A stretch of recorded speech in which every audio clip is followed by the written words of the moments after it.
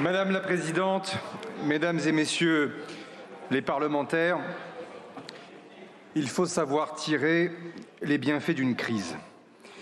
J'ai accepté la mission que m'a confiée le Président de la République parce que la France doit avoir un budget, parce qu'il y a des mesures d'urgence à prendre sans attendre, c'est un devoir. Je l'accomplirai sous certaines conditions qui découlent d'évidence de la composition de cette Assemblée. Certains aimeraient voir cette crise parlementaire virer à la crise de régime. Cela n'aura pas lieu grâce aux institutions de la Ve République et à ses soutiens, mais cette crise a des racines. D'autres crises sont palpables, profondes, entremêlées, crises sociales, économiques, financières, écologiques, climatiques, culturelles, internationales. Aux crises habituelles s'ajoutent les crises imprévisibles, comme celle du Covid ou de l'énergie, sans oublier les guerres. En s'ajoutant à certaines dépenses qui augmentent de manière automatique, elles expliquent pour l'essentiel la situation financière dans laquelle nous sommes. Là non plus, il ne faut rien oublier. En vérité, plus qu'une crise, je crois que nous changeons de monde, créant des fractures tout aussi locales que mondiales et des bouleversements géopolitiques majeurs. Une révolution de même ampleur que la révolution industrielle remet tout en cause. Cette révolution digitale, sociétale, bouleverse notre façon de vivre. Elle choque, effraie. Il y a le monde d'avant, il y a ce monde de demain. L'irruption de ce nouveau monde provoque 1000 conflits, 1000 raidissements. Nous vivons et nous vivrons dans une époque de crise. Soit on les subit, soit on les utilise. Soit on change, soit on saura changer. Le dégagisme, c'est cela. Ceux qui ne changent pas, ceux qui s'agrippent aux vieux réflexes, aux postures, disparaîtront. En politique comme en tout, en France comme ailleurs, le basculement du monde ne s'arrêtera pas. Au fond, c'est la place de la France et des Français dans ce nouvel environnement qui est en jeu. Restera-t-elle parmi les pays dont la voix compte? Restera-t-elle indépendante? Le déclin n'est pas certain, le progrès non plus. Tout dépend de notre capacité à innover, en matière politique comme en matière sociale, économique ou scientifique. Innover, c'est vrai pour le gouvernement. J'ai pris acte de cet impératif. Innover, c'est assumer des ruptures. Le monde n'attend pas. Dans la vraie vie, nos concitoyens, pas les statistiques, travaillent, s'inquiètent, attendent des solutions. J'ai proposé un gouvernement de mission, d'objectifs. Il n'agira qu'avec l'Assemblée nationale et le Sénat. À nous, au-delà des divergences, des écoles de pensée, des confrontations, de valoriser ce qu'il est possible de faire ensemble. La défiance de nos concitoyens n'épargne personne. Ou bien la politique sert à quelque chose et les politiques trouvent des terrains d'entente, ou bien ils ne les trouvent pas et la déception se répand autant que l'impuissance. Je vous propose d'avancer. L'Assemblée, dans sa diversité et ses divisions, ressemble aux Français. Elle est le fruit du choix des Français. Elle traduit les doutes, peurs et espérances de millions de nos compatriotes. En un mot, cette Assemblée n'a jamais été aussi représentative des Français. Il faut en tirer toutes les conséquences. Jusqu'ici, on en a tiré essentiellement des conséquences négatives. On peut aussi en tirer des conséquences positives. Il serait temps. Pour avancer, la première condition élémentaire est de pouvoir compter sur le soutien des députés qui portent le besoin de stabilité. Je remercie toutes celles et ceux qui ont annoncé leur soutien. J'ai proposé au Président de la République un gouvernement pour donner un budget sérieux et fiable pour la France, utile et bon pour les Français dans les 3 mois. Ce gouvernement incarne le renouvellement avec l'entrée d'experts parmi les plus compétents de notre pays.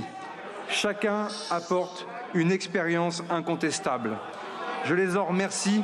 Ils quittent des fonctions stables pour se frotter à une vie politique qui n'a pas toujours montré sa meilleure face ces derniers jours.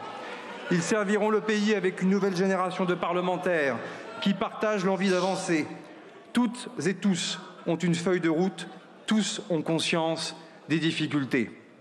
Pour réussir à faire avancer notre pays avec une Assemblée nationale divisée, la seconde condition, que j'avais sans doute insuffisamment mesuré, je le reconnais devant vous, et de tenir le gouvernement le plus éloigné possible des divergences légitimes qui s'expriment à travers les partis politiques. Il est logique que chacun affirme ses convictions, chacun pose ses lignes rouges avec d'autant plus de force que des élections se profilent, c'est tout naturel. Le gouvernement de la République assure la continuité de l'action de l'État, porte ses propres convictions dans le respect de la diversité de ses membres, mais il doit incarner l'ouverture au débat et au compromis. Qui recherche les points d'accord, d'action, plutôt que de cultiver les différences?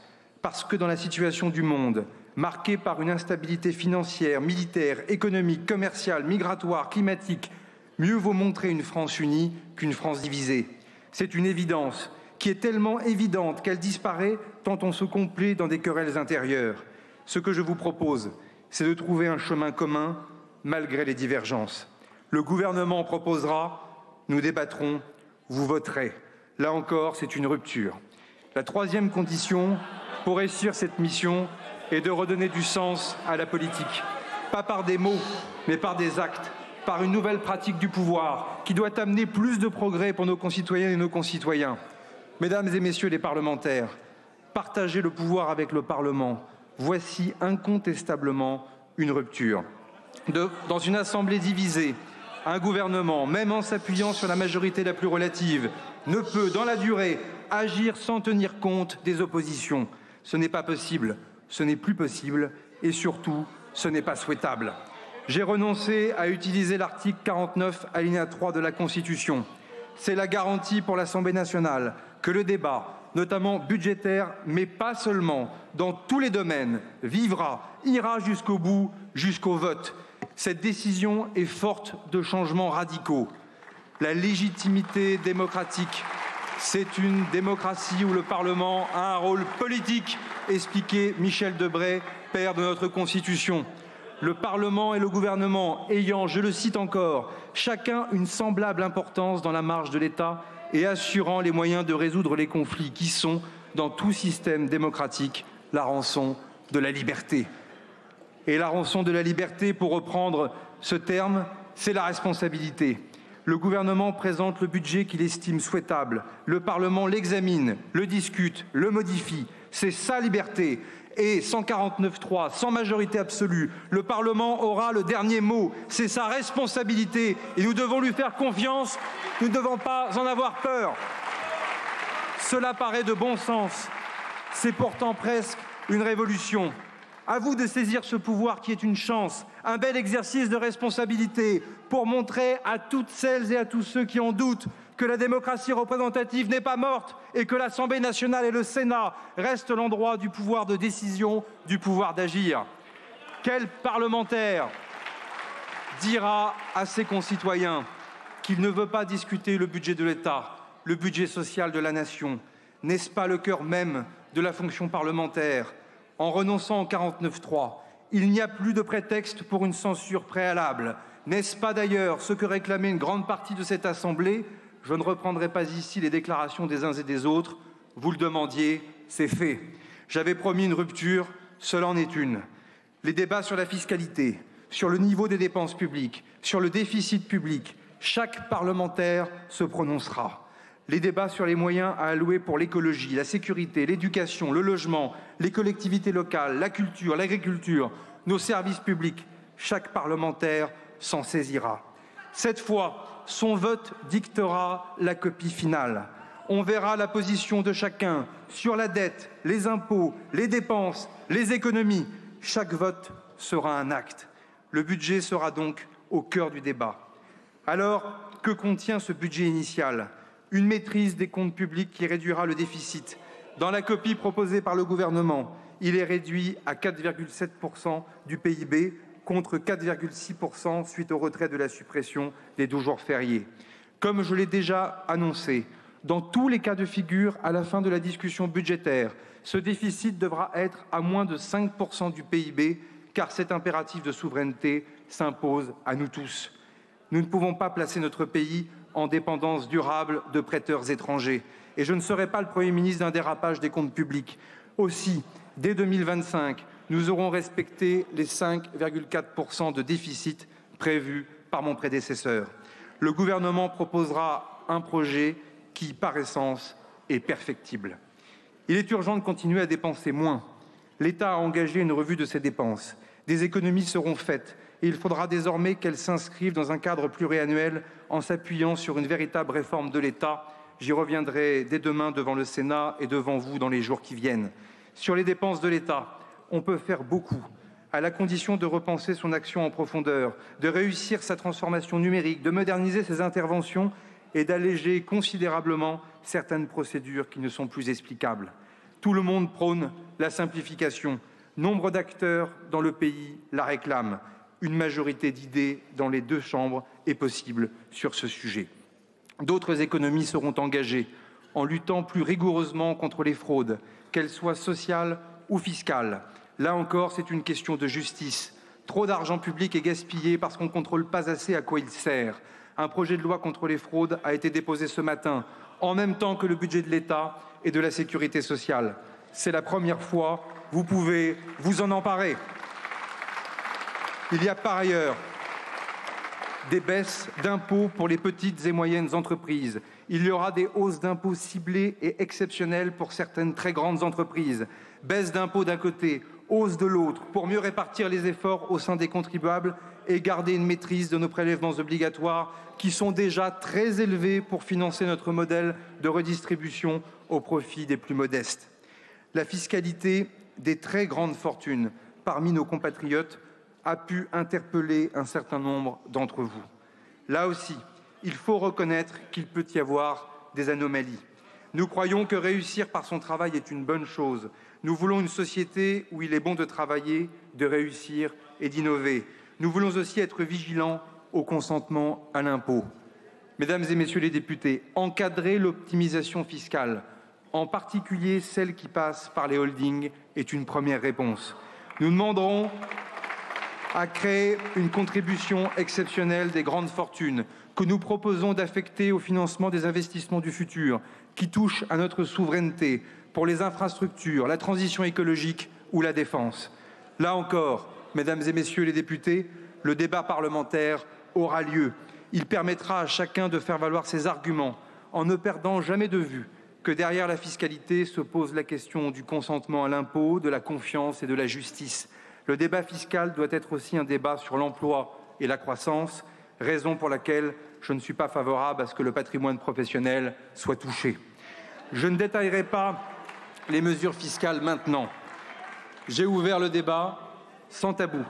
Je vous exposerai moi-même, avec les ministres, les propositions que j'ai faites, les modifications que je soutiendrai et celles que je combattrai. Le gouvernement proposera, nous débattrons, vous voterez. Sans utilisation du 49.3, le gouvernement devra changer de méthode. Il faudra des discussions préalables, des compromis, le souci du détail et ne jamais refuser la technicité et l'âpreté du débat. La loi se fera ici, pas à Bercy. Je montrerai moi-même l'exemple en portant la discussion générale du budget de l'État et du budget de la sécurité sociale ici même dans les tout prochains jours. Une fois de plus, le gouvernement proposera, nous débattrons, vous voterez. Mesdames et messieurs les parlementaires, je veux maintenant vous parler d'un sujet majeur qui a traversé notre pays, qui l'a parfois fracturé, le mérite, la dignité et le courage des travailleurs, la légitimité d'une bonne retraite. La fierté d'être travailleur, c'est la fierté de nos entreprises qui ne sont pas l'affaire que des patrons, mais aussi de tous les salariés. C'est celle de notre industrie, de toutes nos industries et de leurs filières, électronique, automobile, nucléaire, chimique, métallurgique, aéronautique, militaire. Cette fierté, c'est celle du goût de l'effort partout et pour tous. L'effort mérite reconnaissance et récompense. Le gouvernement sera du côté des travailleurs et de celles et ceux qui veulent travailler. Le travail est la condition indispensable à la croissance et au financement de notre modèle social. Il nous faut nous attaquer à deux problèmes majeurs. Les Français, quand ils travaillent, sont productifs. Par contre, ils accèdent trop tard au travail et en sortent parfois trop tôt. Le deuxième problème est qualitatif. Nous avons en proportion trop d'emplois de services moins rémunérés et pas assez d'emplois industriels qualifiés. C'est la raison pour laquelle il est urgent d'accélérer la réindustrialisation de notre pays par l'investissement, l'innovation, mais aussi par notre politique énergétique. Nous croyons à la promotion interne, à l'ascenseur social. Je demanderai au ministre du Travail et des Solidarités d'engager dès cet automne des négociations par branche pour développer des parcours permettant aux salariés en bas de l'échelle de devenir agents de maîtrise et cadres. Le travail, le mérite, la volonté de progresser doivent être encouragés et récompensés. Comme le disait Gabriel Attal à cette tribune, on ne peut pas rester au SMIC des années sans perspective de progression. Des nouveaux ministres sont arrivés avec de nouvelles idées. C'est d'ailleurs pour cette raison qu'ils sont là. Le gouvernement présente un budget pour l'emploi, pour produire, pour que le travail paie. Nous soutiendrons la rémunération, le logement, la santé des travailleurs. Ce sera aussi un budget pour préserver l'outil de production avec la reprise de la baisse de la CVAE, impôt qui pèse sur la production de nos petites et moyennes entreprises. Des propositions ont émergé de plusieurs groupes parlementaires ici même pour le pouvoir d'achat des travailleurs. Là aussi, toutes seront examinées, toutes seront débattues et font actuellement l'objet d'un travail technique préalable par les ministres en charge. Une fois là encore, le gouvernement proposera, nous débattrons, vous voterez. Être du côté des travailleuses et des travailleurs, c'est être aussi auprès de celles et ceux qui ont travaillé toute leur vie et qui sont à la retraite. Nous respectons les travailleurs, donc nous respectons les retraités. Mesdames et messieurs les parlementaires, je vis donc avec quelques convictions simples. Celle qu'il faut garantir l'équilibre de notre système, qu'il faut le financer pour les générations futures, qu'il faut pour chacun une retraite digne et pérenne. Il y a moins de cotisants qu'avant et plus de retraités. Cela s'impose à nous, comme dans plusieurs pays européens. Plus personne ne peut le nier. Mais je ressens aussi ce que la dernière réforme, pourtant nécessaire, a provoqué. Des tensions, des inquiétudes, de la lassitude, parfois un sentiment d'injustice ou d'incompréhension, y compris à tort ou à raison dans sa dimension démocratique. Alors, est-ce que le gouvernement est prêt à un nouveau débat sur l'avenir de notre système de retraite? La réponse est oui. Une réforme sociale, aussi nécessaire soit-elle, ne peut tenir que si elle est comprise et équitable. Cet enjeu reste un enjeu d'avenir.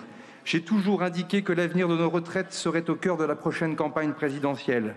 Mais nous devons entendre que ce débat est demandé dès maintenant par des forces politiques et syndicales légitimes. Paradoxalement, cette période de quelques mois d'ici à l'élection présidentielle peut être une opportunité pour avancer, y compris sur ce sujet difficile des retraites. J'ajoute que la plus grande richesse pour notre pays, c'est la stabilité et la capacité à recréer la confiance entre les acteurs, notamment chez les partenaires sociaux.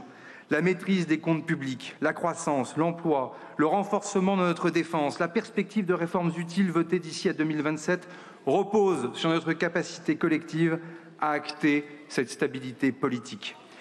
La plus grande richesse du pays, c'est sa capacité collective à aller de l'avant.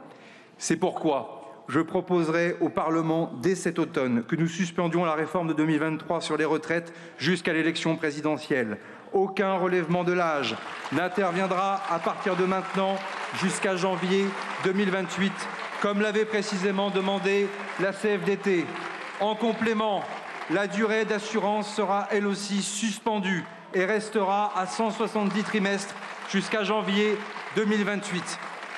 Mais je le dis ici très directement, suspendre pour suspendre n'a aucun sens. La suspension en préalable de rien serait irresponsable. Cette suspension doit installer la confiance nécessaire pour bâtir de nouvelles solutions. La suspension pour faire mieux est la solution si chaque acteur sait en tirer quelque chose. Mesdames et messieurs les parlementaires, résumons. L'Assemblée voulait que je n'utilise plus le 49.3 ou pas le 49.3. Je m'y suis engagé. L'Assemblée voulait débattre à nouveau des retraites. Elle en débattra et chaque parlementaire pourra défendre ses opinions. L'Assemblée voulait que le gouvernement suspende la réforme en attendant un débat, une solution, un vote. Je le fais, ce qui permettra d'éclairer le débat lors de la future élection présidentielle. Mais je veux être très clair, je n'endosserai pas n'importe quoi. Le coût de la suspension pour notre système de retraite est de 400 millions d'euros en 2026 et d'1,8 milliard d'euros en 2027. Cette suspension bénéficiera à terme à 3,5 millions de Français. Elle devra donc être compensée financièrement, y compris par des mesures d'économie. Elle ne pourra pas se faire au prix d'un déficit accru. J'ai pris des engagements, ceux que les oppositions demandaient. J'en prends un supplémentaire et il doit être entendu par chacun, y compris, mesdames et messieurs les députés, par nos prêteurs sur les marchés financiers. Je n'endosserai pas un résultat qui mettrait en danger la crédibilité de notre pays et encore moins notre système de retraite tout entier. Je fais des pas en avant, à chacun aussi d'en faire. Mesdames et messieurs les parlementaires, je veux être encore plus précis. Suspendre doit être une opportunité. Débattre de la question des retraites n'est pas seulement une équation financière, elle est partie intégrante de notre contrat social. Et ce contrat a besoin, lui aussi, d'une refondation, d'innovation, de rupture. Ce gouvernement est prêt à renforcer le paritarisme, à faire confiance à la démocratie sociale. Une fois encore, suspendre la réforme n'a de sens que si c'est pour aller plus loin. Je propose, dans les prochaines semaines, d'organiser une conférence sur les retraites et le travail en accord avec les partenaires sociaux. Grâce à la suspension, cette conférence aura le temps de se prononcer avant l'élection présidentielle. Elle se posera la question de l'ensemble de la gestion de notre système de retraite. Certains veulent des systèmes par points, d'autres par capitalisation, d'autres veulent abandonner toute référence d'âge. Mais ces propositions ne valent que si l'on sait qui est responsable, aux partenaires sociaux de s'emparer ou non de cette responsabilité de gérer le régime. Ce serait revenir aux sources historiques de notre modèle de retraite. C'est d'ailleurs ce que font toujours nos voisins européens. Le gouvernement y est prêt. J'ai confiance dans la démocratie sociale, confiance dans la démocratie parlementaire. Si la conférence conclut, le gouvernement transposera l'accord dans la loi et le Parlement décidera. Sinon, il appartiendra aux candidats à l'élection présidentielle de faire leurs propositions et aux Français de les trancher. Elle pourra rendre ses premières conclusions au printemps prochain. Mais il y a aussi des urgences. J'ai inscrit, comme s'y était engagé mon prédécesseur, dans le budget de la sécurité sociale, une amélioration concernant les retraites des femmes. Là aussi, je pense que c'est consensuel, inutile d'attendre. La conférence devra aborder d'autres sujets cruciaux, comme l'attractivité de certains métiers indispensables, le travail pénible, l'usure au travail et les carrières longues. Voilà une discussion qui était bloquée depuis 23 ans. Paradoxalement, la rupture, c'est de conclure. Là encore, le gouvernement proposera, nous débattrons, vous voterez. Je le dis sans détour. Suspendre, ce n'est pas renoncer, ce n'est pas reculer si nous savons utiliser ce temps avec intelligence et volonté d'avancer. La cohésion sociale, l'unité du pays et donc sa stabilité sont une force. La division, elle, a un coût, chacun doit l'assumer. Mesdames et messieurs les parlementaires, partage du pouvoir entre le gouvernement et l'Assemblée, partage du pouvoir entre le gouvernement et les partenaires sociaux, partage du pouvoir aussi avec les collectivités locales. Pas pour faire plaisir aux élus locaux, j'en suis un, mais pour être efficace au service des Français. On le dit souvent, on le fait rarement. Déjà, avec une urgence sensible, la réforme institutionnelle pour la Nouvelle-Calédonie. La fin des accords de Nouméa a laissé un vide institutionnel qu'il faut combler pour permettre la paix sur le Caillou. L'accord de Bougival permet un chemin de réconciliation. Il doit être transcrit dans la Constitution. Le gouvernement proposera la discussion de ce texte avant la fin de l'année, afin que les Calédoniens puissent être consultés au printemps 2026. C'est une urgence. Mais ce serait une erreur de croire que la Nouvelle-Calédonie est un cas à part. La question des Outre-mer se pose aussi avec la même urgence. Un projet de loi concernant la vie chère est prêt. Il ne faut pas attendre. Certains territoires, comme aux Antilles et en Guyane, réfléchissent à leur avenir institutionnel. Nous devons les accompagner. Un projet de loi constitutionnelle concernant la Corse, fruit de 2 années de discussion, lui aussi est prêt. Rien ne serait pire pour l'État que de renier sa parole. Là aussi, l'Assemblée nationale et le Sénat débattront et trancheront. Nos concitoyens veulent que le pouvoir soit proche d'eux, adapté aux réalités de terrain. Je proposerai donc en décembre un projet de loi pour renforcer le pouvoir local, un nouvel acte de décentralisation. Lui seul permettra de réformer l'État de manière globale et d'améliorer le fonctionnement de tous nos services publics. Qu'est-ce que l'on attend de l'État? C'est la question centrale. La police, la justice, la sécurité, la défense, les relations internationales.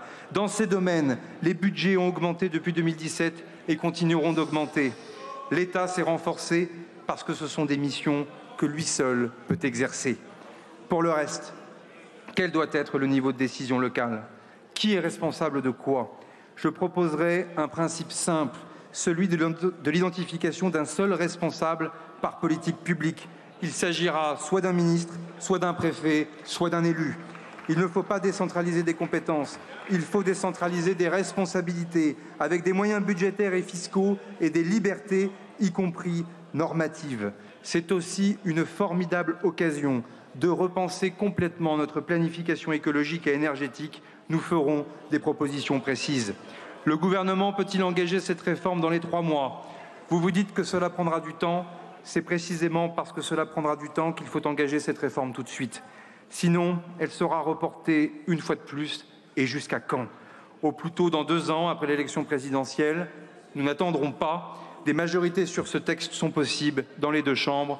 Le gouvernement proposera, nous débattrons, vous voterez. Mesdames et messieurs les députés, ne pas attendre. Il y a urgence pour tenir le calendrier d'adoption du budget et voter le meilleur budget. Urgence pour renforcer le dialogue social. Urgence, avant les élections municipales, de mieux répartir les compétences et réformer l'État. Si les débats de cette Assemblée débutent cette semaine, cela permettra, via les discussions budgétaires, de répondre aux urgences pour la santé, l'accès aux soins avec France Santé, pour défendre l'environnement, la sécurité, pour la loi de programmation militaire. Il y a des urgences, il y a des projets de loi qui sont prêts pour les polices municipales et la sécurité du quotidien, pour le statut de l'élu. Des discussions sensibles doivent se poursuivre, notamment sur la fin de vie. Des combats doivent sans cesse être menés contre le racisme, l'homophobie, l'antisémitisme, pour l'égalité entre les femmes et les hommes. La soif absolue de nos compatriotes pour leur sécurité, pour la justice et le respect de la loi doit être entendue sur chaque banc de cette Assemblée. Les enjeux migratoires à venir, tant liés à la démographie, au réchauffement climatique et au terrorisme, posent un défi imminent qui ne peut être nié. J'y reviendrai. Les ministres y reviendront, à condition d'oser discuter, agir, avancer. Tout cela, nous pouvons le faire ensemble dans les mois qui viennent si nous mettons fin, mesdames et messieurs les parlementaires, à cette crise. Désormais, cela dépend de vous. Je sais, je n'ai pas obéi à l'exercice de style habituel d'une déclaration de politique générale, collectant chaque domaine d'intervention de l'État, citant chacune des préoccupations de nos concitoyens dans leur travail, leur famille, leur village ou leur ville. Que personne ne se sente oublié. Je pense, sinon à tout, je n'en ai pas la prétention, en tout cas à toutes et à tous. Cela est facile, il me suffit de me sentir utile à mon pays, et je vous le dis avec toute ma conviction, avec aussi tout ce que j'ai appris au ministère des Armées, les seuls qui se réjouiraient d'une crise, d'une panne budgétaire en France, ce ne sont pas les amis de la France.